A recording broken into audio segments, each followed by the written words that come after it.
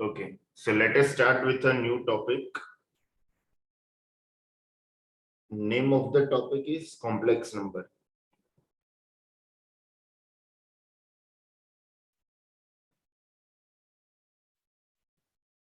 Now,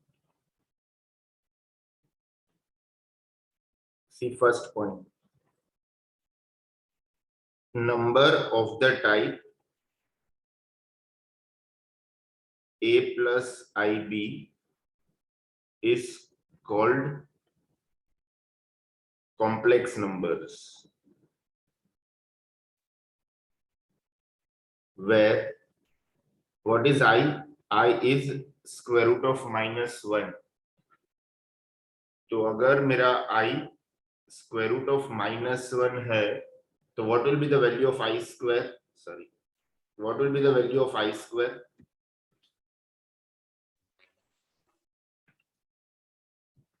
What is -1. -1? What is I cube? -1. Minus I. What is I raised to 4? 1. 1. Correct? So इसका मतलब ये हुआ कि I raised to 5, I raised to 9, I raised to 13. ये सबका value क्या होगा? -I. सोचो. अच्छा, I raised to 5, I raised to 9, I raised to 13. Sir I. I होगा. तो ये सब कौन से कैटेगरी के नंबर है? I raised to 4n plus 1, correct? Multiple of 4 plus 1. Now I square, I raised to 6, I raised to 10, I raised to 14. ये सबका वैल्यू क्या होगा?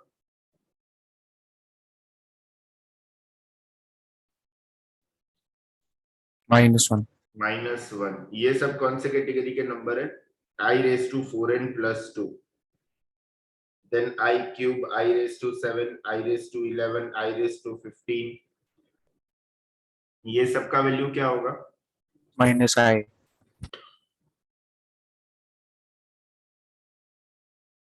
ये सब कौन से कैटेगरी के नंबर है? I raised to 4n plus 3, I raised to 4, I raised to 8, I raised to 12, I raised to 16. ये सबका वैल्यू क्या होगा? 1. तो ये क्या है? I raised to 4n category के नंबर्स, करेक्ट? तो नोट नंबर 1 अपने को क्या पता चलता है कि अगर I raised to multiple of 4 होगा तो आंसर 1 है. I raised to multiple of 4 plus 1 है तो आंसर I है.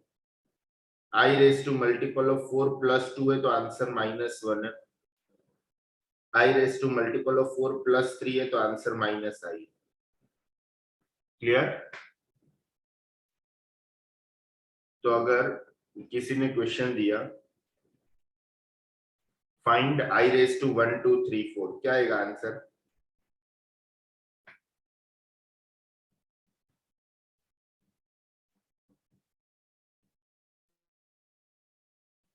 -I. Minus I. -1. क्यों? Sorry, -1. हाँ, ये I raised to 1 2 3 2 प्लस 2 है ना, ये मल्टीपल ऑफ 4 है. सो I raised to 4n plus 2 category number है, आंसर -1. अगर ऐसा दिया तो I raised to 55,779. ये -I. हाँ, ये क्या होगा? I raised to 4n plus 3 category number, so -I. अगर ऐसा दिया तो I raised to -12371.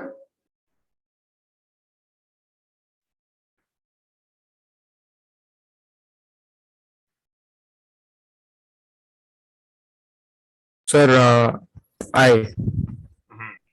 इसको हम लोग क्या लिखेंगे? 1/I raised to 12371. सो ये 1/ basically I raised to 12368 plus 3 है, तो 1/I cube होगा. सो 1/I cube, I cube is -I. Now multiply and divide by I. So it will be I upon minus I square. I square is -1. So I upon minus of -1. So I upon 1. So answer is I. So I raised to -12371 क्या होगा? I होगा. तो ऐसा भी कर सकते हैं ना, -12376 माइनस सॉरी -12368 -3 वो 4 एंड हाँ वो भी चलेगा. वो भी चलेगा. अच्छा, anyone having any doubt till now? Okay, next. अगर मैं ऐसा बोलूं कि find I raised to 125 factorial, क्या आएगा आंसर?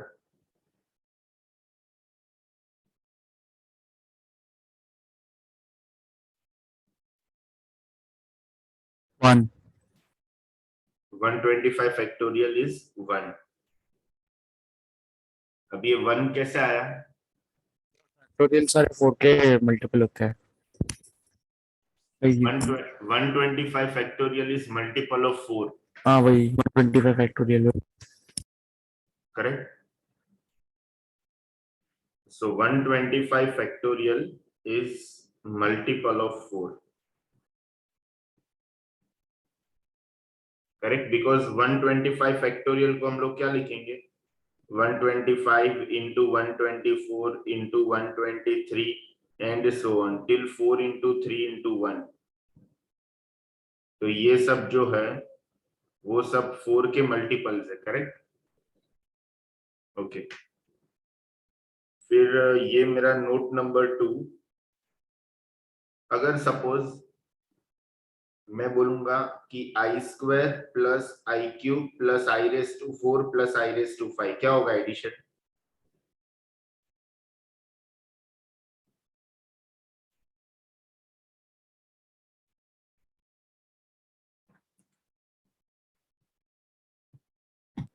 -1 माइनस आई हाँ, प्लस 1. हाँ वही 0. क्या 0 होगा? तो -1 माइनस आई प्लस 1 प्लस आई, तो आंसर 0. तो इसका मतलब मैं बोल सकता हूँ i raise to n plus i raise to n plus 1 plus i raise to n plus 2 plus i raise to n plus 3 का एडिशन हमेशा 0 होगा.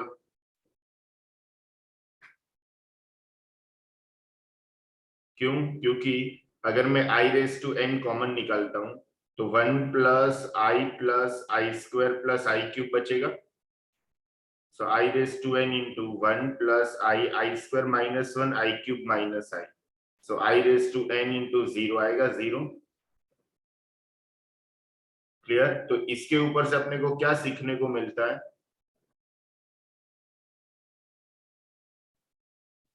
ये आई को क्या बोलेंगे हम? आई को बोलेंगे iota. What is I? I is iota. So can I से कोई भी 4 कंसेक्यूटिव नंबर के आयोटा का पावर ऑलवेज 0 होगा. आयोटा के पावर का एडिशन. करेक्ट? अगर मैं बोलूं 100, 101, 102, 103 ये सब आयोटा के पावर्स है, सबको ऐड करो, क्या आएगा आंसर?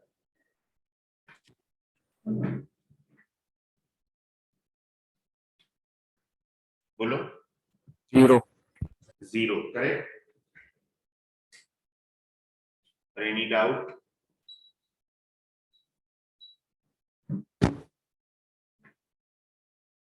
ओके. तो अगर मैं तुम लोग को बोलूं, अच्छा इधर लिख देंगे हम कि if powers of iota is 4 consecutive number, then addition is 0. Correct? चलो नेक्स्ट वन. अगर मैं तुम लोग को बोलूंगा कि क्वेश्चन है suppose find i raise to 5 plus i raise to 6 plus i raise to 7 till i raise to 512, क्या आएगा आंसर?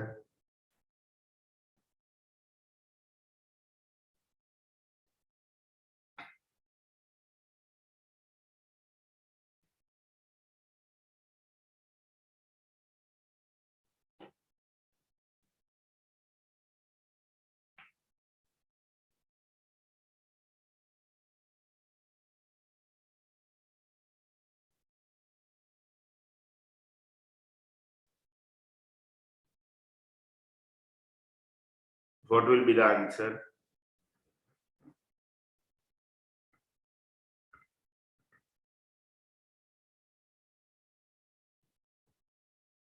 Solution. ये क्या है? I raised to 5, I raised to 6, I raised to 7, I raised to 8. इसका एक पैर बनेगा. ऐसे पैर बनते बनते किधर तक जाएगा?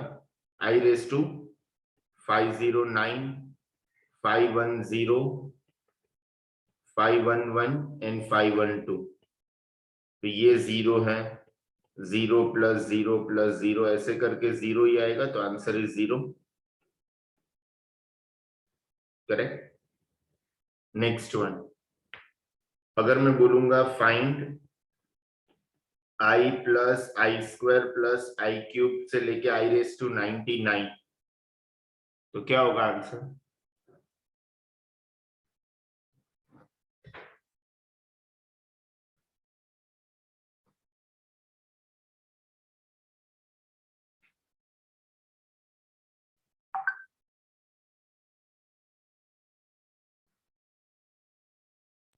सिर्फ आई रेस टू 96 तक पैर बनेंगे चार के. आंसर क्या होगा? हाँ एक मिनट.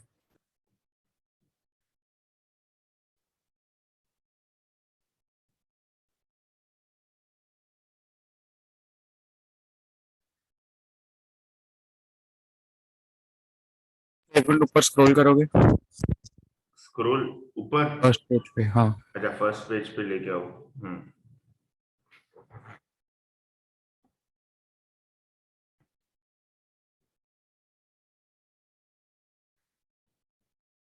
ओके.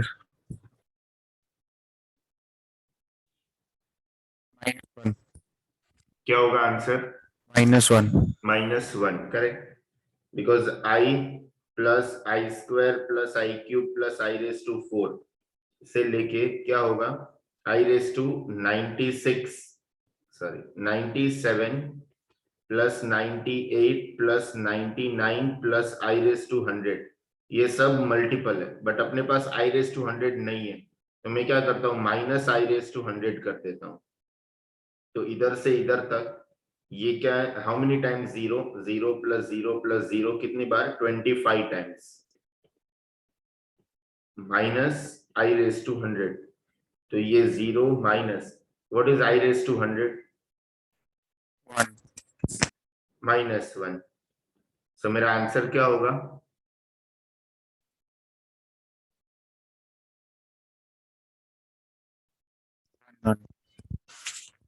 +1 होगा कि नहीं? सोचो जरा. सर हाँ, सर मैंने 96 तक लिया, फिर 95 99 वो 4n+1 4n+2 4n+3 फॉर्मेट के है. तो करेक्ट. एक आए एक माइनस आए तो वो कैंसिल हो गया और बचा हुआ 4n+2 था तो वो -1 हुआ ना. हाँ, -1 आएगा. इधर क्या मिस्टेक हुआ है वो ढूंढो.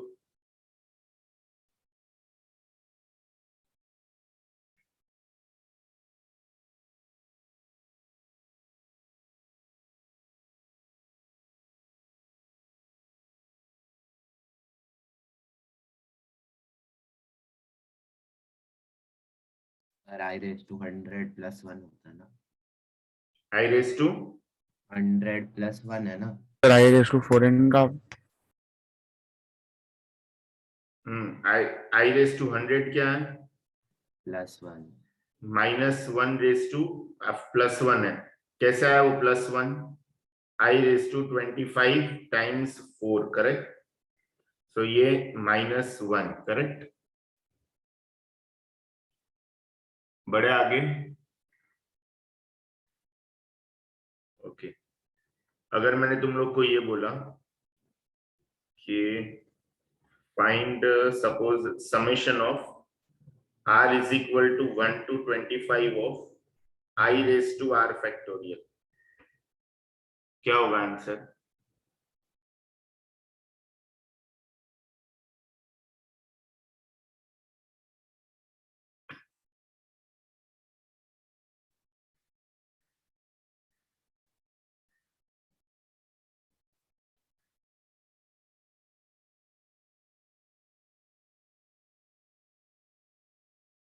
सर एक सेकंड के लिए प्रीवियस पेज पे जाओगे? क्या हुआ? प्रीवियस पेज पर जाओगे एक सेकंड के लिए? Thank you sir. अच्छा, तो इसका आंसर आई आएगा। Wrong.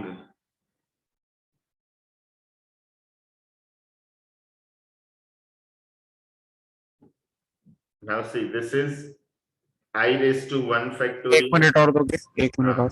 Okay.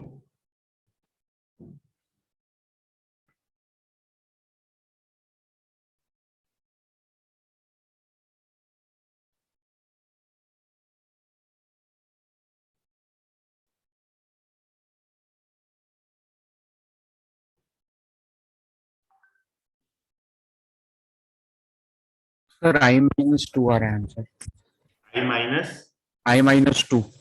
I minus 2 नहीं, देखो I raised to 1 factorial plus I raised to 2 factorial plus I raised to 3 factorial plus I raised to 4 factorial से लेके किधर तक जाएगा I raised to 25 फैक्टोरियल। वो 4 फैक्टोरियल से लेके सब 4 का मल्टीपल है तो वो 1 ही होगा। हाँ, तो ये I raised to 1 factorial मतलब I raised to 2 factorial मतलब I square, I raised to 3 factorial मतलब I raised to 6, और ये I raised to 4 से लेके आगे तब सब 1 है। 1 plus 1 plus 1, how many times? 22 times. 22 times. तो ये क्या है? I minus 1 plus 22. So I minus 2 plus 22, I plus 20 आएगा। ये 22 कितना हो गया? हाँ, I plus 20. सर वो 1 कैसे आया 22 times? I raised to 4 factorial क्या होता है? 4 factorial multiple of 4 होता है ना, तो I raised to multiple of 4 क्या? 1.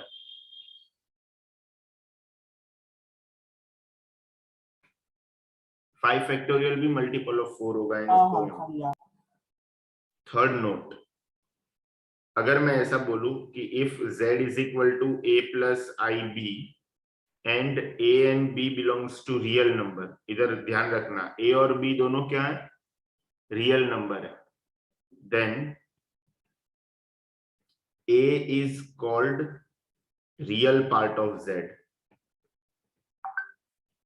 and b is called imaginary part of z. तो इसका मतलब कोई पूछेगा रियल पार्ट ऑफ z क्या है, तो खाली a है। इमेजिनरी पार्ट ऑफ z क्या है, तो खाली b है। एक चीज हमेशा याद रखना। अच्छा, तुम लोग को किसी ने बोला कि z is equal to 3 minus 2i, what is real part? 3 3. what is imaginary part? -2। हाँ, तो इमेजिनरी पार्ट भी एक रियल नंबर ही है ना? Correct. So imaginary part is real number, ये याद रखना, बहुत इंपॉर्टेंट। स्टूडेंट्स को पूछते तो वो स्टूडेंट्स क्या बोलते हैं कि -2i रियल पार्ट है, सॉरी इमेजिनरी पार्ट है। That is wrong. -2i imaginary part नहीं है, खाली -2 इमेजिनरी पार्ट है, क्योंकि real part of complex number and imaginary part of complex number दोनों रियल नंबर ही होता है। अगर मैंने पूछा z is equal to 7i, तो इसका रियल पार्ट क्या है? 0 0, एंड इमेजिनरी पार्ट 7 +7। अगर मैंने बोला z is equal to 9, तो इसका रियल पार्ट क्या है? 9 9। इमेजिनरी पार्ट क्या है? 0 0। अगर मैंने बोला z is equal to a plus 7i, then what is imaginary part of z? 7 7 wrong है।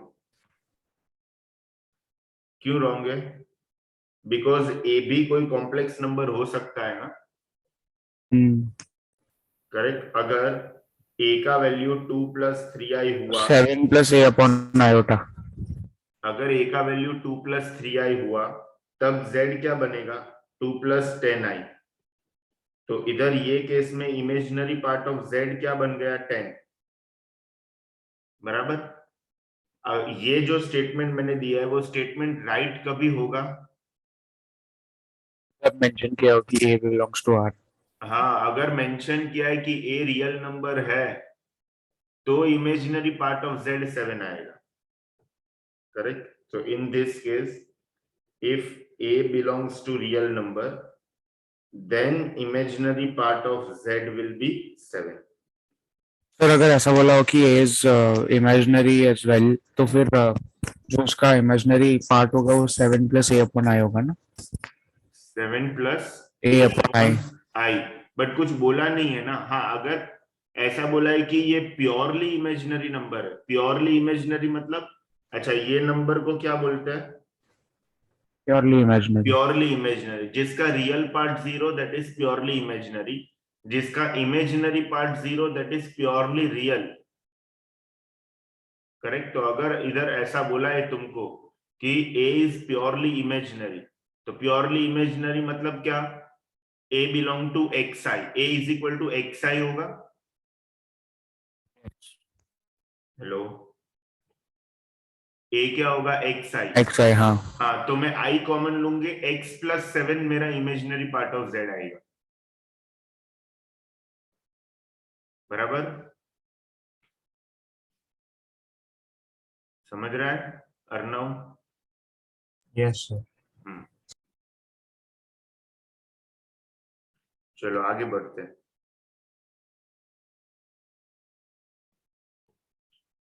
नोट,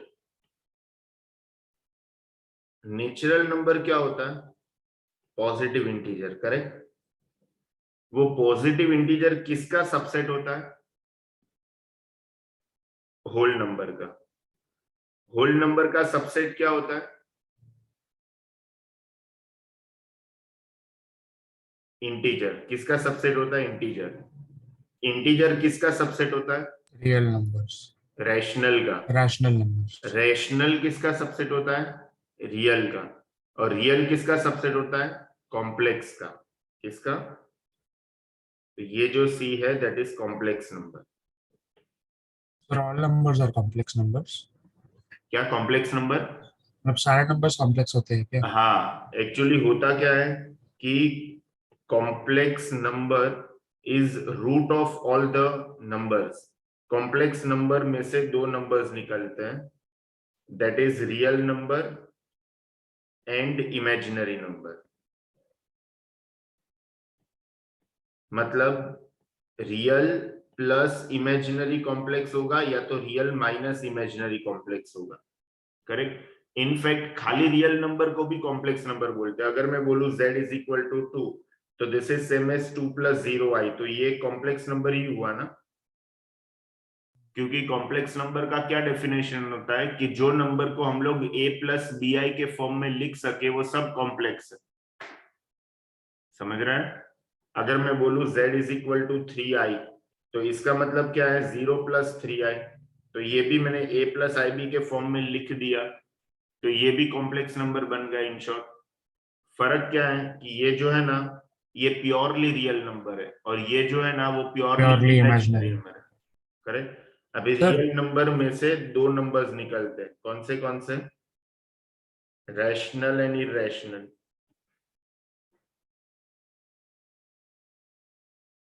रियल रैशनल नंबर तो तुम लोग को मालूम होगा कि जो हम लोग p बाई क्यू के फॉर्म में लिख सके या तो जो रिकरिंग डेसिमल हो उसको रैशनल बोलते हैं।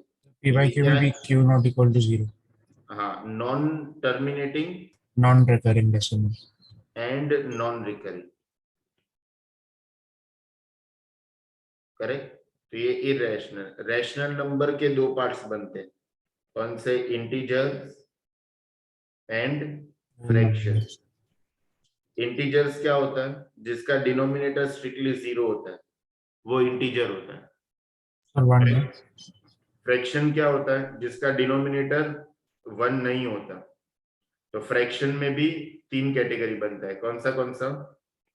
Proper fraction, improper fraction and mixed fraction. Proper fraction क्या होता है? जिसका numerator is less than denominator, for example 3/7। Numerator is greater than denominator, for example 11/3। और मिक्स्ड तो तुम लोग ऐसे लिखते होंगे स्कूल में, this is mixed fraction. Integer के हमेशा दो पार्ट बनते हैं, कौन से दो पार्ट है इंटीजर के? Positive negative negative positive and whole number, negative नहीं बोल सकते, होल नंबर में किधर जीरो भी जाएगा? आता है। पॉजिटिव इंटीजर तो and non whole negative non positive बोल सकते हैं क्या? जीरो नहीं जा, किधर जाएगा? हाँ, नॉन पॉजिटिव नॉन नेगेटिव बोल सकते हैं, हम्म। बट फिर जीरो किधर लिखोगे? दोनों जगह पे लिखना पड़ेगा। हाँ वो 2 बार आ जाएगा। होल नंबर में आएगा जीरो एंड तो फिर we can write it like this ना, नेगेटिव नॉन नेगेटिव या पॉजिटिव नॉन पॉजिटिव। इंटीजर को positive and non non positive. Positive, हाँ, या तो नेगेटिव ने नॉन नेगेटिव। सर एक डाउट था सर बोलो, आपने, डाउट था करके चुप नहीं होने का, डायरेक्ट बोलने का। हाँ सर वो आपने पॉजिटिव इंटीजर लिखा, नेगेटिव इंटीजर आया ही नहीं उधर। पॉजिटिव नहीं, नेगेटिव इंटीजर आएगा, इधर नेगेटिव आएगा। हाँ अभी पॉजिटिव इंटीजर का दो पार्ट, क्या even number and odd number. तो ये सब पूरा का पूरा ट्री है, उसका बेस क्या है? Complex number, correct. तो आई प्लस क्या क्या होगा? पॉजिटिव इंटीजर मतलब 1 2 3 एंड सो ऑन टिल ये जाएगा एंड तक। होल नंबर क्या होता है? 0 1 2 3। 0 1 2 3 एंड ये जाएगा एंड तक। इंटीजर क्या होगा? Minus infinity to plus infinity, -2 -1 हाँ 0 1 2 एंड सो ऑन। फिर रियल नंबर क्या होगा? Minus -∞ infinity to to infinity. +∞। तो इधर मैं क्या लिखूंगा? एक all real numbers are integral. Complex अच्छा। with imaginary part 0। as 0। Refer करो एक बार शांति से। तो कॉम्प्लेक्स का फिर इंटरवल क्या लिखेंगे हम?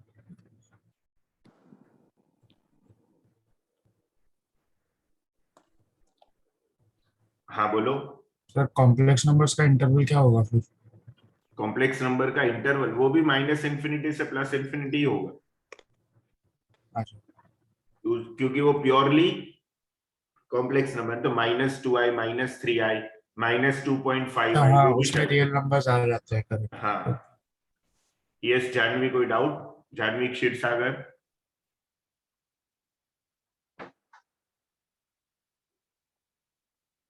सर तो फिर रियल नंबर्स का interval should be minus infinity to infinity minus i ना, आई मतलब इमेजिनरी नंबर्स।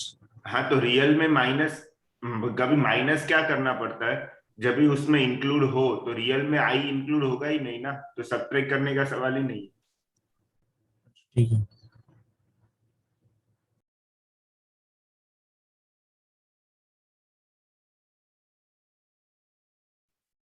क्लियर? अभी आगे बढ़ते हैं। Next part is complex plane, fourth point. complex plane or it is also called as Argand's plane।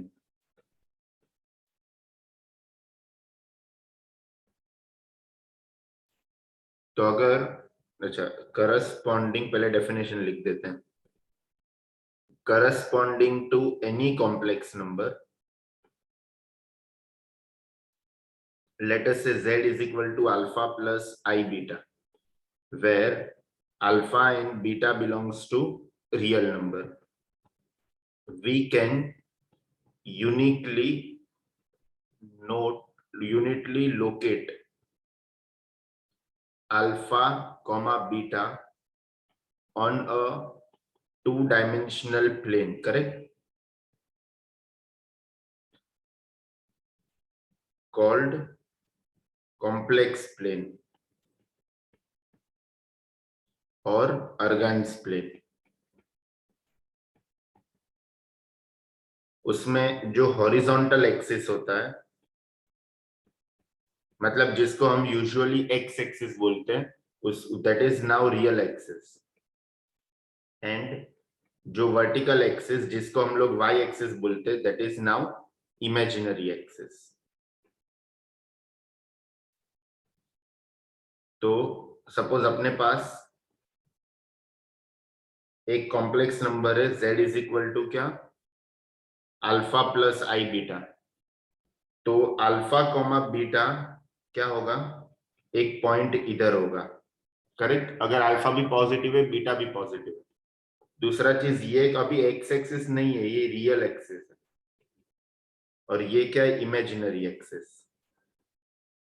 X axis और y axis मत लिखना, जैसे ही एक्स एक्सिस वाई एक्सिस लिखा मतलब this is no more Argand's diagram, correct. Then that will be Cartesian coordinate system. तो ये जो पॉइंट P है, ये पॉइंट क्या रिप्रेजेंट करता है, alpha plus i beta represent करता है, करेक्ट। तो इसमें अगर मैं इधर से परपेंडिकुलर ड्रॉ करूं ऐसा, तो ये डिस्टेंस क्या है, बीटा। ये बीटा क्या है, imaginary part of z। What is this distance, alpha. Alpha real क्या पार्ट ऑफ z। है, real part of z, correct. तो बेसिकली कार्टेशियन नहीं है अभी ये। क्या हुआ बेसिकली, तो वो कार्टेशियन नहीं है ना, एक्स और वाई नहीं है अभी। एक्स ऑन वाई नहीं है, वो कार्टेशियन प्लेन नहीं है, दिस इज अर्गान्स हाँ। प्लेन।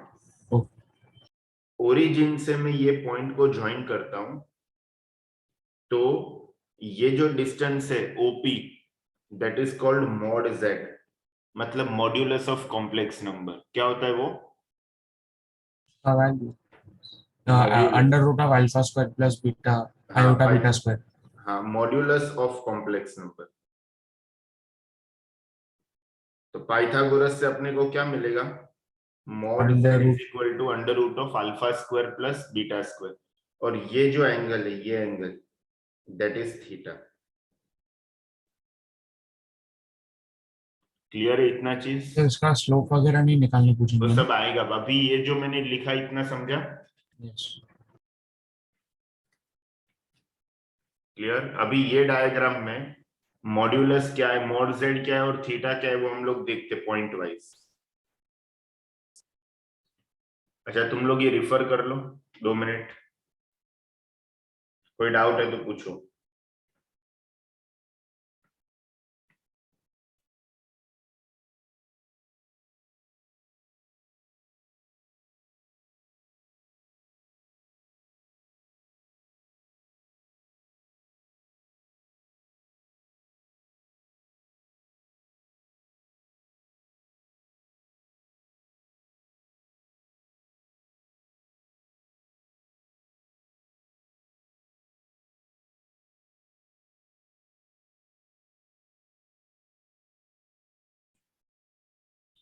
चलो फर्स्ट पॉइंट पे जाते हैं। First point, magnitude. मॉड्यूलस बोलते या तो मैग्नीट्यूड बोलते। So magnitude of a complex number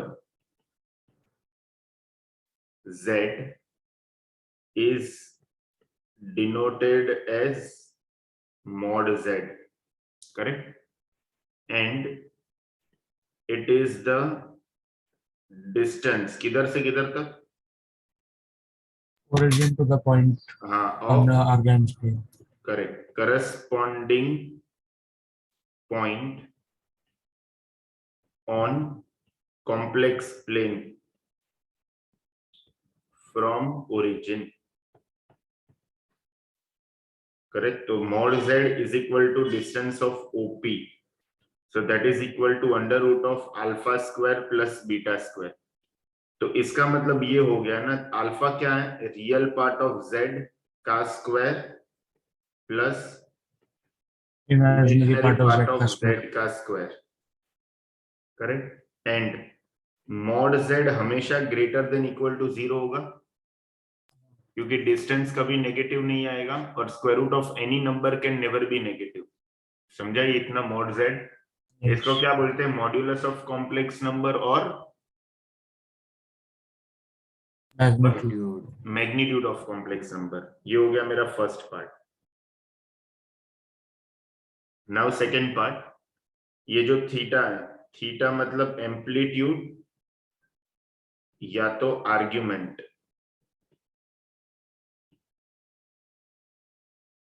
इसको थीटा को क्या बोलते हैं, एम्पलीट्यूड भी बोलते हैं, आर्ग्यूमेंट भी बोलते हैं। सो आर्ग्यूमेंट पहले तो देख लो, आर्ग्यूमेंट और दोनों का थोड़ा मतलब अलग अलग है, तो हम लोग देखेंगे। तो argument is the angle made bye, अच्छा ये जो मैंने डॉटेड येलो कलर का लाइन बना है उसको बोलते हैं रेडियस वेक्टर। क्या बोलते हैं इसको? Radius vector. तो argument is the angle made by radius vector of corresponding point with positive direction of real axis, real axis। मतलब टुवर्ड्स राइट। हाँ, positive direction of real axis. And अभी argument, अच्छा कोई सपोज ये मेरा angle 30 degree है, ठीक है, तो मैं, कोई पूछेगा आर्ग्यूमेंट क्या है, तो मैं 30 बोल सकता हूँ, करेक्ट। अच्छा मैं एक सर्कल घूम के आया और वापस इसके ऊपर आया तो कितना हो जाएगा? 360। 390। अच्छा, 390 हो जाएगा, करेक्ट। मैं एक सर्कल घूम के वापस उसके ऊपर आया तो 390 हो जाएगा। फिर मैं दूसरा सर्कल घूम के वापस उसके ऊपर आया तो क्या आएगा? 780, कितना? 750 750, सॉरी 750। 750। तो इसका मतलब 30 डिग्री, 390 डिग्री, 750 डिग्री, ये सब, ये येलो लाइन है ना, तो सबके सब मेरे आर्ग्यूमेंट हो गए, समझ रहे हैं? सबके सब मेरे आर्ग्यूमेंट हो गए। तो आर्ग्यूमेंट का मतलब क्या होता है कि वो जगह पे आना चाहिए, तुम लोग कितने भी बार घूम के आओ, चाहे मन करे तो एक भी बार ना घूमो, या तो एक सर्कल पूरा लगा के उसके ऊपर आओ, या 2 सर्कल लगा के उसके ऊपर आओ, दैट इज कॉल्ड आर्ग्यूमेंट। लेकिन एम्पलीट्यूड में ऐसा नहीं होता। तो and amplitude is principal value of argument which is taken in minus pi to pi, ये ओपन और ये क्लोज्ड, ये बहुत इंपॉर्टेंट है, वेरी इंपॉर्टेंट। अगर ये क्या है, माइनस पाई टू पाई मतलब -180 टू +180, तो -0 टू 90 मतलब इधर फोर्थ क्वाड्रेंट, -90 टू -180 मतलब इधर। तो अगर मेरा point fourth and third quadrant में है तो मेरा एम्पलीट्यूड हमेशा नेगेटिव आएगा, समझा कि नहीं? और अगर मेरा point first and second quadrant में है तो मैं एंगल को कैसे लूंगा? एंटी क्लॉकवाइज डायरेक्शन, इधर से लेके इधर तक। तो मेरे को बताओ कि 180 डिग्री कौन से साइड से कवर होता है, ऊपर से कि नीचे से? ऊपर से। ऊपर से कवर होता है। क्यों? क्योंकि इधर पाई के ऊपर मैंने क्लोज्ड लगाया है, ठीक है। बोर्ड टेक्स्ट बुक में ये रॉन्ग दिया हुआ है, बट ये करेक्ट डेफिनेशन है एम्पलीट्यूड का। एम्पलीट्यूड हमेशा -180 से +180 के बीच में लाई करता है, करेक्ट। वापस एक बार, एम्पलीट्यूड किधर से किधर के बीच में लाई करता है? Amplitude of z open -180 to closed 180। Open -180 to closed 180। और अगर आर्ग्यूमेंट ऑफ जेड बोलना पूछा है हाँ, तुम तो लोग एंगल बोल विद सकते हो, पॉजिटिव रियल एक्सिस। तो तुम लोग बोल सकते हो एम्पलीट्यूड ऑफ जेड में 2n पाई ऐड कर दो, समझ रहे हैं? हाँ, where n belongs to any positive integer, या तो any integer, n belongs to any integer. तो उसमें तुम लोग 360, 720 ये सब ऐड करोगे तो वापस वही जगह पे आके खड़ा रह जाएगा। फॉर एग्जाम्पल, अगर बोला z is equal to 9 + √3i, तो इसका मैग्नीट्यूड एंड आर्ग्यूमेंट क्या होगा? Magnitude will be find, √84। एक मिनट, मैग्नीट्यूड एंड आर्ग्यूमेंट, इसको मैं 9 की जगह पे 3 कर देता हूं, तुम लोग के लिए इजी हो जाएगा थोड़ा। तो मॉड z क्या होगा, under root of 9 Plus plus 3. 3 मतलब तो रूट root 3. 12 यूनिट्स। करेक्ट। अभी मेरे को आर्ग्यूमेंट बोला है, तो मैं पहले क्या ढूंढूंगा, एम्पलीट्यूड ढूंढूंगा। उसके भी पहले मैं क्या देखूंगा कि ये मेरा पॉइंट कौन से क्वाड्रेंट में है, First quadrant. फर्स्ट क्वाड्रेंट में। तो फर्स्ट क्वाड्रेंट में है तो मेरा आंसर का रेंज पहले ढूंढने का, किधर से किधर के बीच में आएगा, 0 से π/2. 0 से π/2। सेकेंड होगा तो π/2 से पाई। थर्ड होगा तो pi से 3 π/2. नहीं, इसके लिए मैंने बोला थर्ड होगा तो क्लॉकवाइज जाता है ना, माइनस π/2 से माइनस पाई। Hmm. समझा। If point is in first quadrant तो थीटा बिलोंग्स टू क्या होगा, closed 0 to close π/2। Second quadrant में हुआ तो theta belongs to closed Closed π/2 से π/2 closed टू π. क्लोज पाई। अगर थर्ड क्वाड्रेंट में हुआ तो theta belongs to Closed minus π/2 से. Minus pi open. Hmm. Actually मेरे को सब जगह पे इधर ओपन ही रखना चाहिए, क्योंकि क्लोज्ड मतलब एक्सिस पे होगा ना, दैट विल वो माना नहीं जाएगा कि क्वाड्रेंट में है। समझा। अगर फोर्थ क्वाड्रेंट में पॉइंट हुआ तो क्या आएगा, 0 से माइनस π/2। करेक्ट। अगर मेरा पॉइंट पॉजिटिव एक्स एक्सिस पे है तो थीटा किधर होएगा, थीटा का वैल्यू क्या होगा, 0 रेडियन। अगर नेगेटिव एक्स एक्सिस पे है तो थीटा क्या होगा, Pi radian. Pi radian. अगर पॉजिटिव वाई एक्सिस पे है तो थीटा क्या होगा, π/2 radian. π/2 रेडियन। और नेगेटिव वाई एक्सिस पे है तो थीटा क्या होगा, Minus π/2 radian. Minus π/2 radian. Correct. ये सब मैं क्या बोल रहा हूं, तुम लोग को एम्पलीट्यूड बता रहा हूं। आर्ग्यूमेंट ढूंढना है तो एम्पलीट्यूड में हम लोग क्या करेंगे, 2n pi ऐड करेंगे. प्लस 2n पाई ऐड कर देंगे। तो सर आर्ग्यूमेंट मतलब वो प्रिंसिपल वैल्यू कौन सा था, एम्पलीट्यूड की आर्ग्यूमेंट. प्रिंसिपल वैल्यू मतलब एम्पलीट्यूड। अच्छा ठीक है. तो आर्ग्यूमेंट मतलब प्रिंसिपल वैल्यू में 2n पाई ऐड करो तो आर्ग्यूमेंट मिलेगा। ओके. तो इधर मेरे को बताओ कि एम्पलीट्यूड ऑफ z क्या होगा। तो इधर डायग्राम से पता चलता है कि इसमें tan थीटा क्या होता है, opposite upon beta by alpha. Adjacent, मतलब बीटा अपॉन अल्फा। बीटा मतलब imaginary part upon real part. Correct. तो इधर थीटा क्या होगा, tan 1 by inverse √3. Of b/a, सो √3/3। तो क्या तो होगा ये tan इनवर्स 5/6 ऑफ रेडियन. 1/√3, मतलब एम्पलीट्यूड क्या आ गया, π/6 रेडियन आ गया। करेक्ट। तो आर्ग्यूमेंट ऑफ z क्या होगा, 5/6 plus 2n pi. π/6 plus 2n पाई। तो इसका मतलब ये हो सकता है कि π/6 प्लस 2 पाई हो गया, या 5/6 तो प्लस 4 pi. π/6 प्लस 4 पाई हो गया। 5/6 प्लस 6 pi तो and so on. π/6 माइनस 2 पाई भी चलेगा, समझ रहे हैं ना।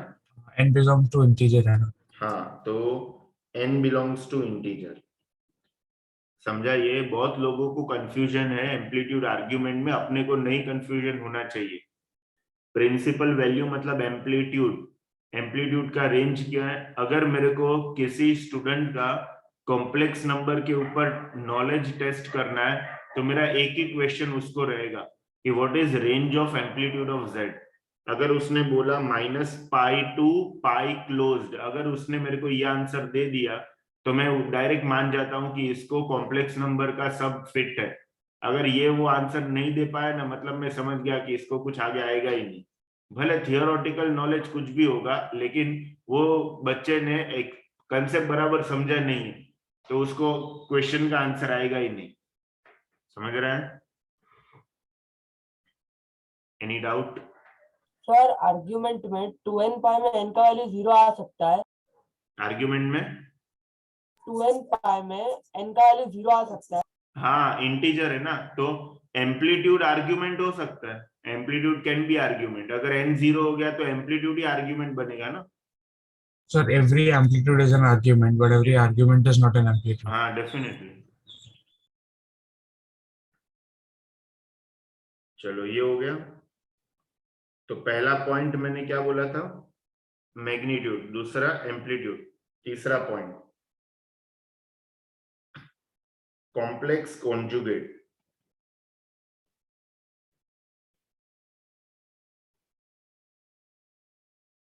कॉम्प्लेक्स कॉन्जुगेट क्या होता है? अगर मैं बोलूं कि एक z है 2+3i, तो उसका कॉन्जुगेट क्या होगा? 2 - 3 है। हाँ 2 - 3i। ये थियोरेटिकल नॉलेज तो है अपने को, बट अभी हम लोग समझते हैं कि एक्चुअली वो क्या है। वो क्वाड्रेटिक में पढ़ा था। हाँ, तो complex conjugate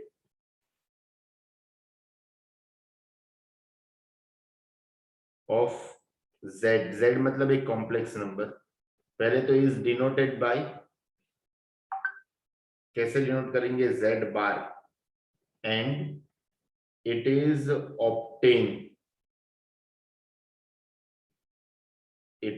obtain from z by, कैसे मिलता है, z में से z बार कैसे मिलता है?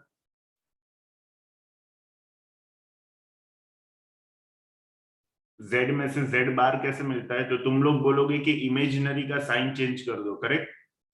हाँ वही। लेकिन उसका ज्योमेट्रिकल मीनिंग क्या हुआ? अगर मेरा कॉम्प्लेक्स नंबर है 2+3i, z बार क्या होगा? 2 - 3 है। 2 - 3i। तो 2+3i कौन से क्वाड्रेंट में है? फर्स्ट। 2 - 3i, second. हाँ फोर्थ। Fourth quadrant. तो कहना इसे कि एंगल वो पॉजिटिव जो है नेगेटिव। वो एक्स एक्सिस के अराउंड रिफ्लेक्शन है, यस। नहीं रियल एक्सिस के अराउंड रिफ्लेक्शन। हाँ। तो इसका मतलब कोई भी कॉम्प्लेक्स नंबर को अगर रियल एक्सिस के अराउंड रिफ्लेक्शन लो तो उसका कॉन्जुगेट मिलेगा, नहीं समझा? Hello, yes. क्लियर? तो सर मैं ये क्या तो ऐसा भी लिखूंगा? बोल सकते हैं ना कि जिसका एम्पलीट्यूड पॉजिटिव एम्पलीट्यूड और नेगेटिव एम्पलीट्यूड पे जो वैल्यूज आते हैं वो कॉन्जुगेट कॉम्प्लेक्स कॉन्जुगेट होते हैं। करेक्ट, वो भी चल सकता है। सर तो आपने क्या बोला पहले नहीं समझा। मैं इधर लिखता हूं, it is obtained from z by taking it's reflection in real axis. जैसे अगर मेरे पास मेरा अर्गन्स प्लेन कुछ ऐसा है, इधर मेरे पॉइंट से पॉइंट P मतलब Z, ठीक है, तो इसका रियल एक्सिस में रिफ्लेक्शन क्या होगा, इधर होगा ये। तो ये जो मेरा पॉइंट Q है वो क्या होगा, Z बार होगा, करेक्ट? तो इसके ऊपर से अपने को क्या पता चला कि इधर ये लेंथ और ये लेंथ इक्वल होता है, ये लेंथ और ये लेंथ भी इक्वल होता है, इवन ये एंगल और ये एंगल भी इक्वल होता है, करेक्ट? मैं एंगल की बात कर रहा हूँ, एम्पलीट्यूड की बात नहीं कर रहा हूँ।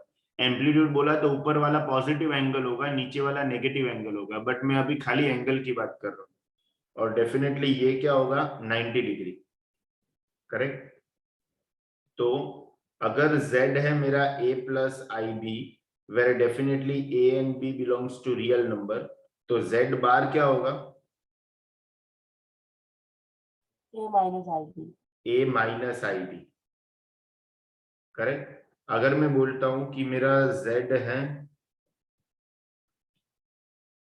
3+4i, then what is z bar? 3 - 4i। अगर मैं बोलूं z है मेरा 7i, तो what is z bar? -7 -7i। अगर मैं बोलूं z is equal to 4i+3, then what will be z bar? -4i+3। -4i+3। Correct? Students क्या करते हैं, कॉन्जुगेट में 4i-3 लिखते हैं। तो 4i-3 उसका कॉन्जुगेट नहीं है, क्योंकि 4i+3 का एक्स एक्सिस के अराउंड रिफ्लेक्शन 4i-3 नहीं होगा, समझ रहे हैं? वो y एक्सिस के अराउंड रिफ्लेक्शन है। हाँ, z इज इक्वल टू 80 है, तो व्हाट इज z बार? 80 ही होगा, क्योंकि 80 मतलब क्या, 80 + 0i, तो 80 + 0i किधर होगा, पॉजिटिव एक्स एक्सिस के ऊपर होगा। तो जो पॉइंट पॉजिटिव एक्स एक्सिस के ऊपर है तो उसका एक्स एक्सिस पे रिफ्लेक्शन भी वही पॉइंट आएगा ना। हाँ। अगर मैं बोलूं z is equal to -3i, तो what is z bar? 3i। +3i। ठीक है, किसी को कोई डाउट? नहीं। अच्छा मेरे को बताओ कि ये अगर z 3+4i है तो उसका मैग्नीट्यूड क्या होगा? 5 मैग्नीट्यूड 5 √9 + 16 5। z बार का क्या होगा मैग्नीट्यूड? उसका भी 5 होगा। उसका भी 5 होगा, क्योंकि तो इधर तुम लोग मैग्नीट्यूड तो सेम डायग्राम होना में ही देख चाहिए। सकते हो कि इसका डिस्टेंस ओरिजिन से सेम है ना, करेक्ट? Yes. तो इसके ऊपर से अपने को नोट नंबर 1 क्या मिला? नोट नंबर 1 मिला कि z एंड z बार का जो मैग्नीट्यूड है वो हमेशा सेम होता है, करेक्ट? दूसरा नोट अपने को क्या सीखने को मिला? The mod of their thetas is equal. Mod of, Mod of their amplitudes is equal. हाँ वो भी ठीक है। दूसरा चीज ये अपने को सीखने को मिला कि अगर मेरा कॉम्प्लेक्स नंबर रियल एक्सिस पे लाई करता है तो वो हमेशा प्योरली रियल होगा ना, वो कॉम्प्लेक्स नंबर। Yes. और उसका इमेजिनरी पार्ट क्या होगा? Imaginary part 0 होगा। 0 होगा। अगर मेरा कॉम्प्लेक्स नंबर प्योरली रियल है तो उसका कॉन्जुगेट भी सेम ही नंबर होगा ना। हाँ। तो अगर मैं बोलूं प्योरली रियल नंबर का एम्पलीट्यूड क्या होगा? 0। या तो पाई, दो में से कोई भी एक हो सकता है, हाँ। करेक्ट? तो वही लिख लेते हैं, if a complex number lies on real axis, then it is called purely real, and it will have imaginary part as 0, correct? उसी में for a purely real number z and z bar दोनों same होगा। And second amplitude क्या होगा? Amplitude of purely real number is will be 0 radian और pi radian. मतलब वो complex number किधर हो सकता है? या तो इधर हो सकता है या तो इधर हो सकता है, करेक्ट? अगर इधर हुआ तो उसका एम्पलीट्यूड ऑफ z क्या होगा? 0 रेडियन। अगर इधर हुआ, ये सपोज z1 है और ये सपोज z2 है, तो एम्पलीट्यूड ऑफ z2 क्या होगा? Pi radian. अरे समझ रहा है कि नहीं समझ रहा है? समझा। सर मतलब अगर पॉजिटिव एक्स पे पॉजिटिव रियल एक्सिस पे है तो 0 और नेगेटिव उस पे है तो पाई। हाँ, इधर तो मैंने खाली प्योरली रियल बोला है ना, तो वो रियल हाँ। नंबर कुछ भी हो सकता है, पॉजिटिव या नेगेटिव, करेक्ट? नोट नंबर 3, अभी हम लोगों ने एक्स एक्सिस के ऊपर लिखा तो वाई एक्सिस के ऊपर भी लिखेंगे। तो एक्स एक्सिस के ऊपर वाला नंबर प्योरली रियल नंबर है, तो वाई एक्सिस के ऊपर वाला नंबर क्या होगा? Purely imaginary. तो प्योरली इमेजिनरी नंबर का रियल पार्ट क्या होगा? 0। 0। तो प्योरली इमेजिनरी नंबर का कॉम्प्लेक्स नंबर एंड उसका कॉन्जुगेट एग्जैक्ट सेम होगा ना? नहीं नहीं, एक पॉजिटिव एक नेगेटिव। हाँ, मतलब साइन चेंज हो जाएगा ना, हाँ, मैग्नीट्यूड सेम होगा। साइन चेंज हो जाएगा, मैग्नीट्यूड हाँ। करेक्ट। तो इधर मैं क्या लिखूंगा? If a complex number lie on imaginary axis, then it is called purely imaginary, and it will have real part is equal to 0। मतलब वो इधर हो सकता है या तो नीचे हो सकता है, करेक्ट? तो इसमें मैं क्या लिखूंगा? First point, for purely imaginary number z bar is equal to minus z होगा, and second amplitude of z क्या होगा? amplitude of z will be plus pi by 2 और z bar का minus pi by 2. मतलब हाँ, pi by 2 या तो minus pi by 2। Students क्या करते हैं, ये इसको इधर से नापते हैं, मतलब 3 पाई बाई 2 लिखते हैं। That is wrong. एम्पलीट्यूड का रेंज ही नहीं है 270 तक जाने का, समझ रहा है? ठीक है, मैं 2 बार 3 बार 4 बार रिपीट किया है कि एम्पलीट्यूड का रेंज क्या होता है, माइनस पाई से लेके plus pi. pi. Plus pi closed होता है। ठीक है, ये हो गया। अच्छा आगे। सर वो जो आपने अभी किया हो that was one of the arguments, right? हाँ, वो आर्ग्यूमेंट हो सकता है, हाँ. क्योंकि माइनस पाई बाई 2 में 2 पाई ऐड करो तो 3 पाई बाई 2 हो जाएगा। करेक्ट। Note number 4। अच्छा, मैं तुम लोग को बोलूं कि जीरो जो है दैट इज 0 प्लस 0 आई ना, तो 0 प्लस 0 आई कौन सा नंबर है, प्योरली रियल की प्योरली इमेजिनरी? Purely real. क्यों प्योरली रियल? आई वाला पार्ट में 0 है ना। This is both purely real and purely imaginary.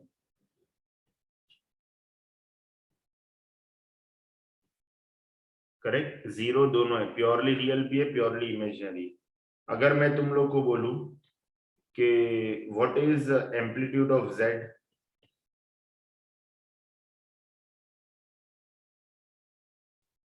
या तो आर्ग्यूमेंट ऑफ जेड, जेड वही है where z is equal to 0 is undefined. समझ रहे हैं? हम लोग बोल नहीं सकते कि उसका आर्ग्यूमेंट क्या किधर लाई करेगा। Anyone having any doubt till now? Sir note 5 नहीं समझा। जीरो मतलब किधर है, इधर है ना, ये पॉइंट ओरिजिन के ऊपर। हाँ तो उसका एक्स एक्सिस पे एंगल क्या बनेगा? सर डिफाइन ही नहीं है ना.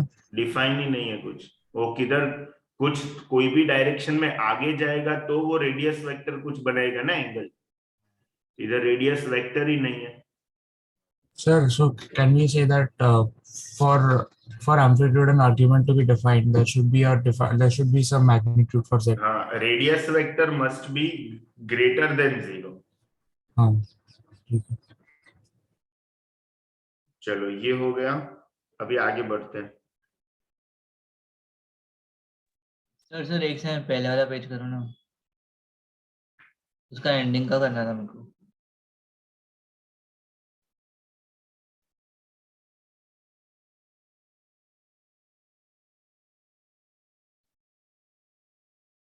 हाँ सर, नेक्स्ट पेज। हाँ, नेक्स्ट हम लोग लेते हैं algebra of complex number.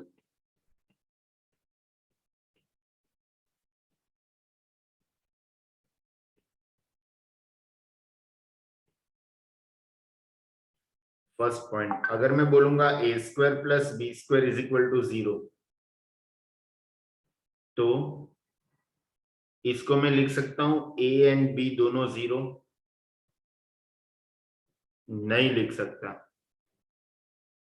Sir एक कोई कॉम्प्लेक्स मतलब इमेजिनरी भी हो सकता है ना. हाँ, क्योंकि a square plus b square, 0 को मैं क्या लिख सकता हूं, a square plus of minus b square. Correct? Clear? नहीं क्लियर है? इसको मैं क्या लिख सकता हूँ, ए स्क्वायर माइनस बी का minus square. Of minus b square. तो होगा a square minus minus b square मतलब आई स्क्वायर बी स्क्वायर, मतलब ये है ए का स्क्वायर माइनस आई बी का स्क्वायर। तो ये क्या होगा, a plus i b into a minus i b. तो हमेशा याद रखना कि x square plus y square क्या होगा, x plus i y into x minus i y. क्या हो गया? सर वो माइनस बी स्क्वायर को आई स्क्वायर बी स्क्वायर कैसे लिख सकते हैं? आई स्क्वायर -1 ना, हाँ तो x square plus y square क्या होगा, x plus i y into x minus i y. तो इसका मतलब किसी ने बोला कि a square plus b square is equal to 0, तो इसका मतलब ये हुआ कि a plus i b into a minus i b equal to 0। तो इसका मतलब ये हुआ कि a plus i b equal to 0 है, या तो ए minus i b equal to 0 है। तो इसका मतलब a is equal to minus i b है, या तो a is equal to i b है। समझा? Yes Yes. ये first point. Now second point, अगर a into b equal to 0 है, तो इसका तो वही मतलब होता है कि either a equal to 0, sorry, either a equal to 0 और b इक्वल टू 0। थर्ड, अगर मैंने बोला कि a upon b equal to 0, इसका क्या मतलब होता है? A0 strictly a is equal to 0 and b is equal to non zero.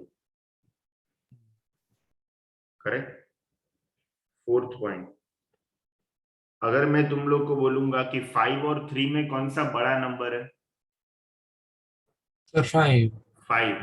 But अगर मैंने दो कॉम्प्लेक्स नंबर दिया, उसमें बड़ा छोटा तुम लोग नहीं आइडेंटिफाई कर सकते। मतलब तभी ये लॉजिक मत लगाना कि ओरिजिन से जो दूर है वो बड़ा कॉम्प्लेक्स नंबर है और ओरिजिन से जो नजदीक है वो छोटा कॉम्प्लेक्स नंबर है। इन शॉर्ट, जिसका मैग्नीट्यूड बड़ा है वो बड़ा है, जिसका मैग्नीट्यूड छोटा है वो छोटा है। ये लॉजिक रॉन्ग है। करेक्ट? क्योंकि inequality is meaningful for real number, not for non-real complex number. Correct? So inequality is meaningful only real numbers. real number। Sir तो फिर इनइक्वालिटी में माइनस इंफिनिटी इंफिनिटी क्यों डालते हैं? इनइक्वालिटी में मैं बताता माइनस हूँ, infinity. Real number not for non real complex number की बात कर रहा हूँ। मतलब आया था। हाँ, दैट इज 5 और 3 में मैं बता सकता हूँ ये।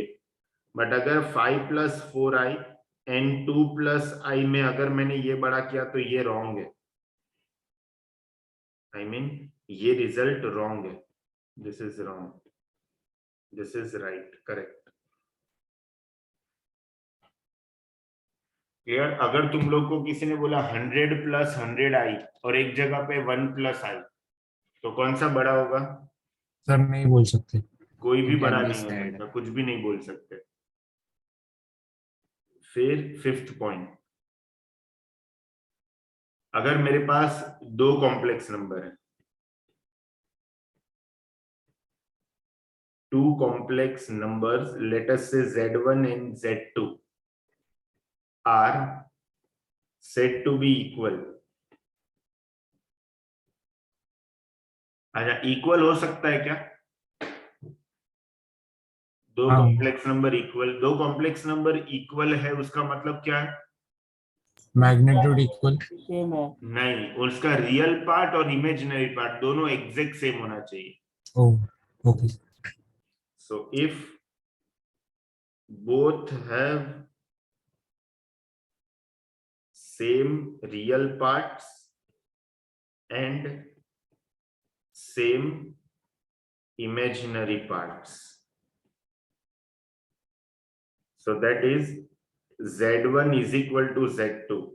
ये क्या इंप्लाई करेगा कि real part of z1 is same as real part of z2 and imaginary part of z1 is same as imaginary part of z2 and vice versa is also true। इसका मतलब क्या है कि अगर तुम लोग को कुछ ऐसा मिला कि एक कॉम्प्लेक्स नंबर का रियल पार्ट दूसरे कॉम्प्लेक्स नंबर के रियल पार्ट को सेम है एंड फर्स्ट कॉम्प्लेक्स नंबर का imaginary part second complex number का इमेजिनरी पार्ट को सेम है, इसका मतलब वो दोनों कॉम्प्लेक्स नंबर एग्जैक्ट इक्वल है। करेक्ट। तो इसके लिए मैंने लिखा vice versa is also true. अच्छा, अगर मैं तुम लोग को ऐसा क्वेश्चन दिया कि if alpha and beta belongs to real number and if alpha plus 3i is equal to 7 plus i beta, find alpha and beta, क्या आएगा?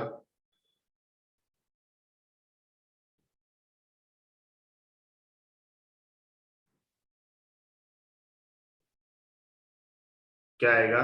ये और ये सेम है, तो alpha is equal to Alpha is equal to 7, beta is equal to 3. 7 and beta is equal to 3। Hmm. Correct. अगर मैं ये क्वेश्चन पूछता हूं,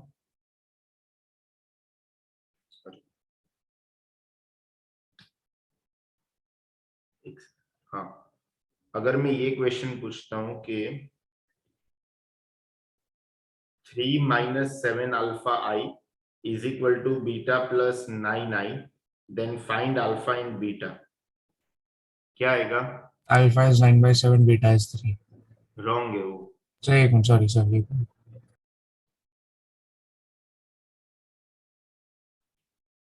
Sir, alpha is minus 9 by 7 और हाँ, beta and 3. beta is 3. that is wrong। क्यों? Beta 3 नहीं हो सकता, क्योंकि इधर अपने को बोला नहीं है कि अल्फा एंड बीटा रियल है कि नहीं, इधर तो दे दिया था। अच्छा, हाँ, तो alpha beta can be imaginary also. Alpha and beta imaginary number भी हो सकता है ना, समझा दोनों के बीच का फर्क? Yes. तो इधर बीटा 3 नहीं हो सकता because here alpha and beta does not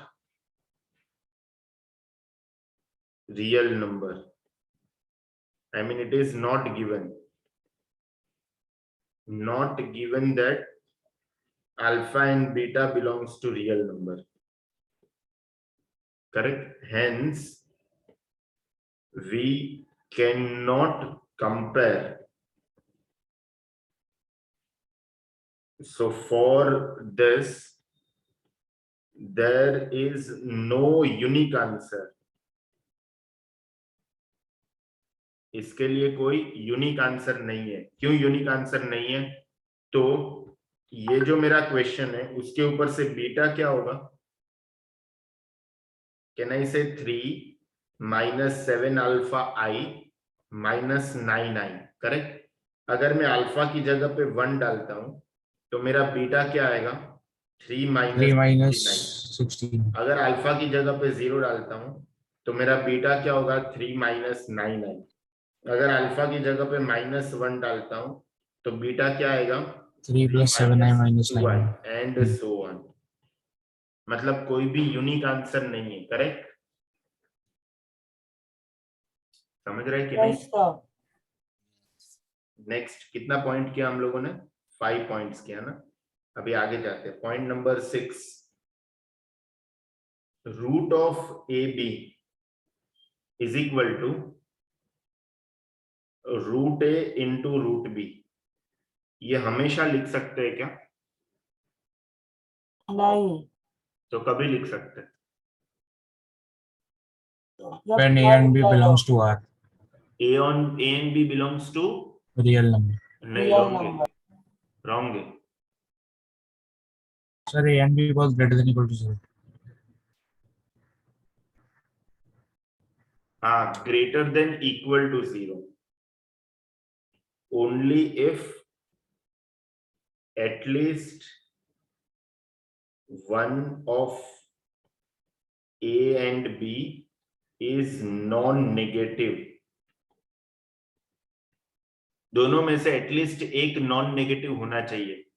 तो इसके लिए स्कूल में सपोज हम लोग करते थे ना 6 इज इक्वल टू -6 प्रूव करते थे, तो हम लोग को कोई कोई वो जो क्लास में टपोरी बच्चे होते हैं ना, वो सिखाते रॉन्ग मैथ्स, उल्टा गिनती पढ़ाते। तो फिर हम लोग सोच में पड़ जाते कि ये कैसे हो गया। वो लोग कैसे बताते हैं कि स्क्वायर रूट ऑफ 36 तो स्क्वायर रूट ऑफ 4 into 9, तो वो लोग ऐसा बताते हैं this is same as square root of -4 into -9, so this is square root of -4 into square root of -9, तो फिर इसको लिखते हैं 6, स्क्वायर रूट ऑफ -4 को लिखते हैं 2i और स्क्वायर रूट ऑफ -9 को लिखते हैं 3i। मतलब ये 6 is equal to 6i square. फिर बोलते हैं i स्क्वायर तो -1 है, तो 6 इज इक्वल टू -6 प्रूव कर देते हैं। This is wrong. क्यों रॉन्ग है? क्योंकि इसमें a और b दोनों नेगेटिव आ गया ना। इधर मैंने क्या लिखा है, ये ऐसे तभी ब्रेक कर सकते हैं जब भी एटलीस्ट एक नॉन नेगेटिव होना चाहिए। समझ रहे हैं मैं क्या बोल रहा हूं? हेलो, yes, दोनों पॉजिटिव चलेगा? दोनों पॉजिटिव हुआ तो ब्रेक कर सकते हैं ना। एक पॉजिटिव एक नेगेटिव हुआ तो भी ब्रेक कर सकते हैं, लेकिन दोनों नेगेटिव हुआ तो ब्रेक नहीं कर सकते। करेक्ट। तो ये हो गया अपना 6th point. 7th point, addition या तो सब्ट्रैक्शन या तो मल्टीप्लिकेशन या तो division of a complex number.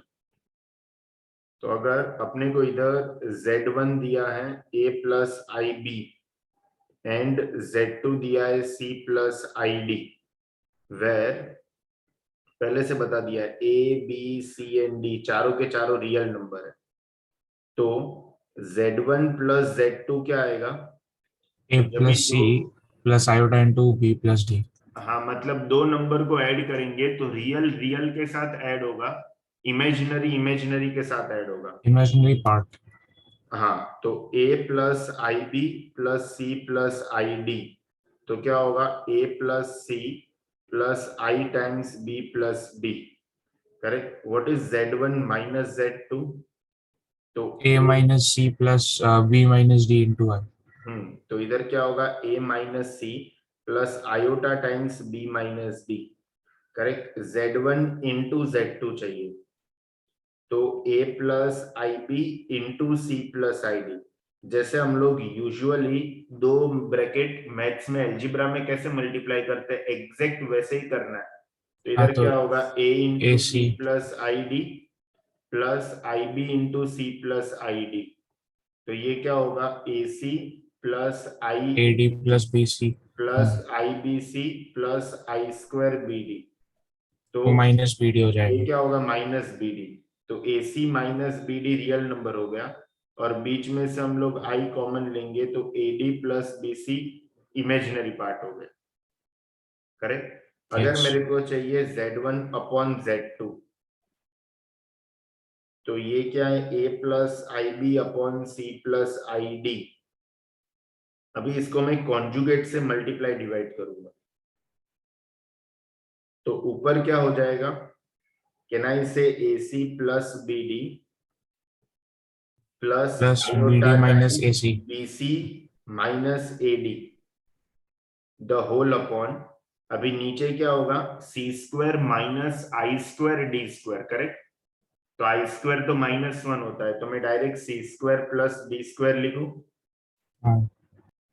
मेरा पेंसिल का चार्जिंग खत्म हो गया, तुम लोग 1-2 मिनट रिफर करो इसको। सर अगर ABCD रियल नहीं है तो ये कुछ मतलब डिफाइन ही नहीं होगा तो ना फिर कुछ. तो कुछ हो ही नहीं सकता, तो फिर हाँ. We can not add. इसीलिए मैंने ऊपर लिख दिया कि a plus i d a b c d real number.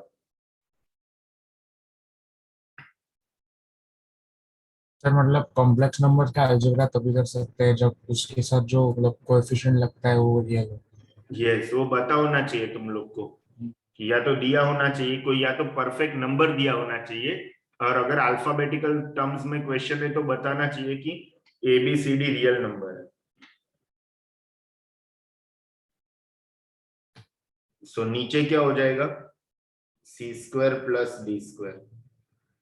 Correct. अच्छा, अभी ये इंफॉर्मेशन पे आओ। z1 इंटू z2 क्या था, AC minus b d plus i times a d plus b c. तो z1 क्या था मेरे पास, what is z1, a plus i b. What is z2, c plus i d. What is real part of z1, A. What is real part of Z2? C. तो Z1 into Z2 क्या था? AC minus BD plus I times AD plus BC. इसका real part of Z1 into Z2 क्या है?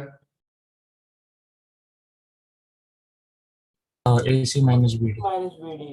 AC minus BD. तो मैं ऐसे बोल सकता हूं कि real part of Z1 into Z2 is same as real part of Z1 into real part of Z2. नहीं. नहीं बोल सकता, करेक्ट? तो AC minus BD is not equal to A into C, ऐसा नहीं है। क्लियर?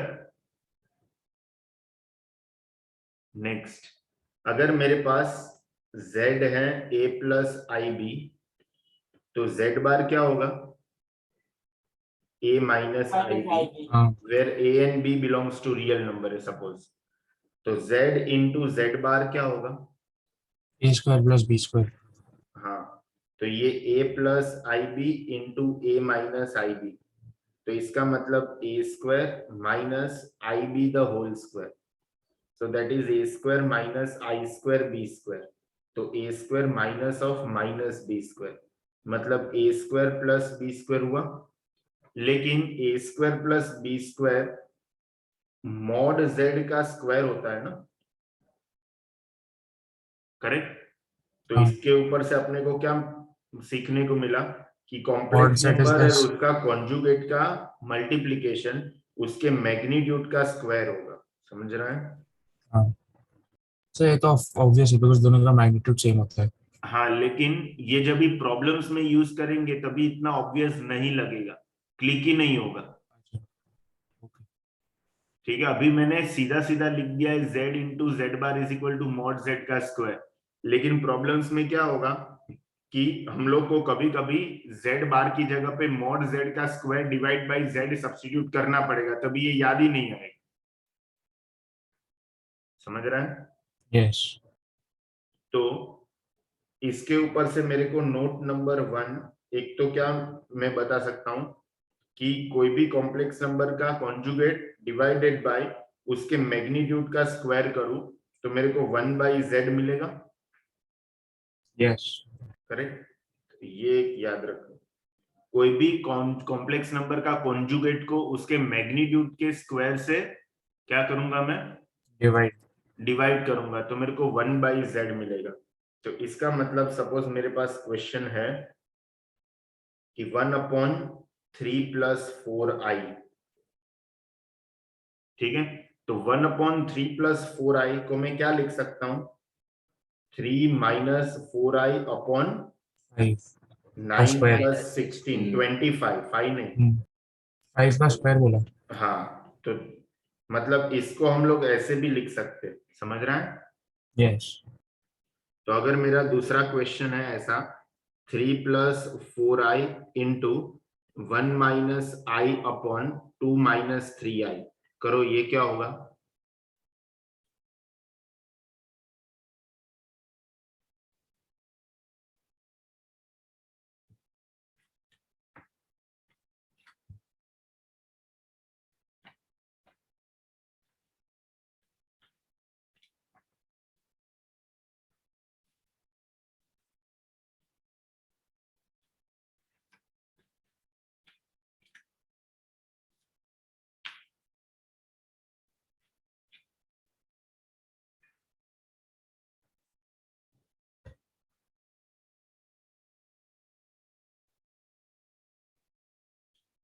ये मैंने आंसर को a plus i b form में कन्वर्ट किया है, 3/25 माइनस 4/25i, करेक्ट? तो वैसे ही इसको a plus i b form में कन्वर्ट करो। Sir 11 plus 23i upon 13. Very good. तो ऊपर मल्टीप्लाई करेंगे तो क्या आएगा? 3 minus 3i plus 4i minus 4i square upon 2 minus 3i, तो ये क्या हो जाएगा? 3 plus i plus 4 upon 2 minus 3i, मतलब ये हो गया 7 प्लस आई अपॉन 2 माइनस 3i। तो ये जो 1/2 माइनस 3i है उसको मैं क्या लिखूंगा? 2 plus 3i divided by 4 plus 9, correct? तो क्या होगा 14 minus 3 प्लस क्या हो जाएगा 23i डिवाइडेड बाई 13, तो क्या होगा 11 plus 23i divided by 13. Make sense? समझ रहा है? Any doubt? No sir, no doubt. चलो नोट नंबर 2. नोट नंबर 2 क्या है कि इफ मैग्नीट्यूड ऑफ z 1 है तो ये कॉम्प्लेक्स नंबर को क्या बोलेंगे? Unimodular complex number. क्या? z is unimodular. ठीक है, तो z डॉट z बार क्या हो जाएगा? एक्चुअली मैग्नीट्यूड ऑफ z का स्क्वायर होता है ना, तो इसका मतलब z डॉट z बार क्या होगा? 1 होगा. इसका मतलब यूनिमॉड्यूलर कॉम्प्लेक्स नंबर में कॉम्प्लेक्स नंबर एंड उसके कॉन्जुगेट का मल्टीप्लिकेशन क्या होता है?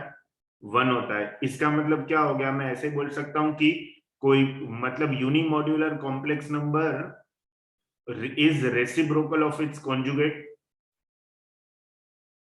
हेलो, इधर क्या हो जाएगा? z is equal to 1 upon z bar, या तो z bar is equal to 1 upon z. Correct? So then z and z bar are reciprocal of each other provided.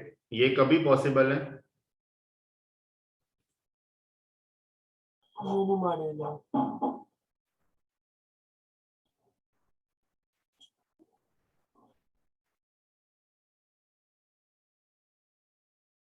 हाँ, क्या होगा? प्रोवाइडेड. यूनिमॉड्यूलर होगा सर। हाँ, z इज यूनिमॉड्यूलर.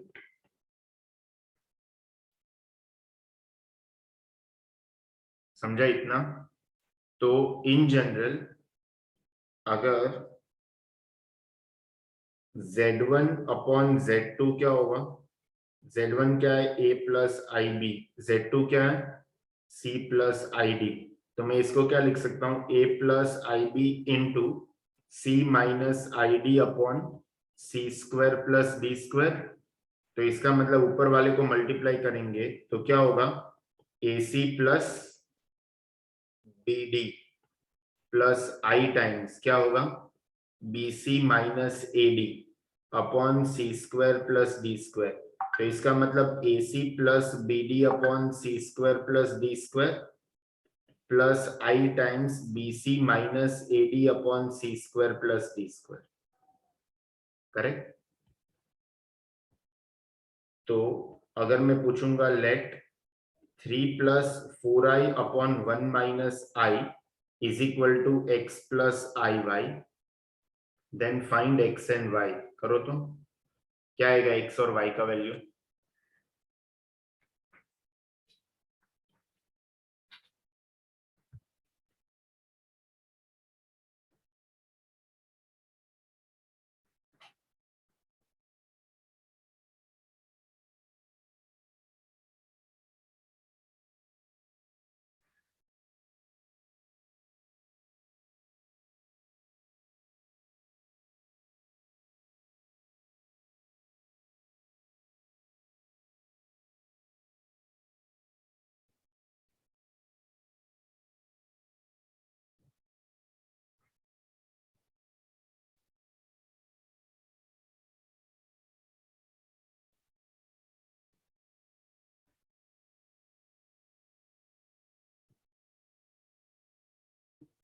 क्या आएगा answer?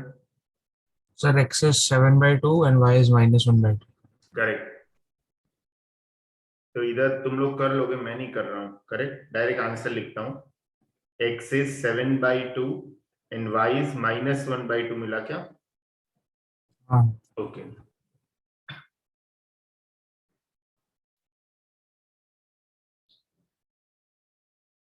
Sir +1/2. Sir sorry एक मिनट. करो बराबर. मैं नहीं कर रहा हूँ. करूँ मैं कि सर y +1/2. प्लस minus 1/2 है पक्का? हाँ क्योंकि -3 है +4 है तो प्लस आए।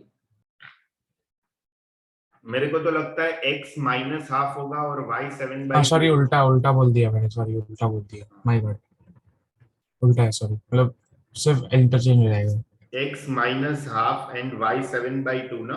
हाँ ये करेक्ट है। x minus half and y 7/2। ठीक है, तो बस हम लोग इधर कॉम्प्लेक्स नंबर को आज के लिए स्टॉप करते हैं।